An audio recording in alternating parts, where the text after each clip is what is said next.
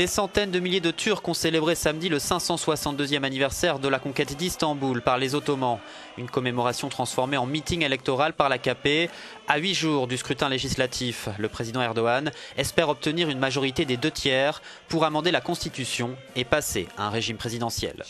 L'AKP est au gouvernement depuis 12 ans dans ce pays et il est puissant. En 90 années de République, il n'a pas existé de tel parti ralliant des Kurdes, des Alaouites et d'autres. S'il y en avait eu un, il aurait pris le pouvoir il y a déjà 13 ans, dit ce participant au rassemblement.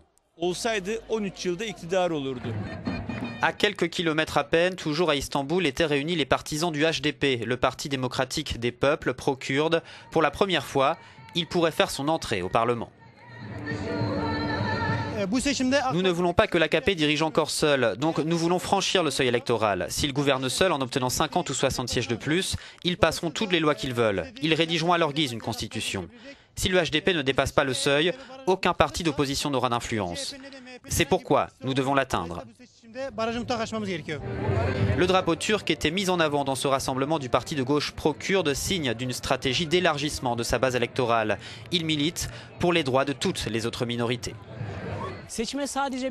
À une semaine des élections, les partis ont joué leur dernière carte à Istanbul, où il y a le plus grand nombre d'électeurs. D'un côté, le HDP, dont le but est de dépasser le seuil électoral, et de l'autre, l'AKP, qui veut diriger seul. Ce sont les partisans de ces deux formations, réunis sur deux places toutes proches, qui détermineront le destin de la Turquie. Bora Bayraktar, Euronews, Istanbul.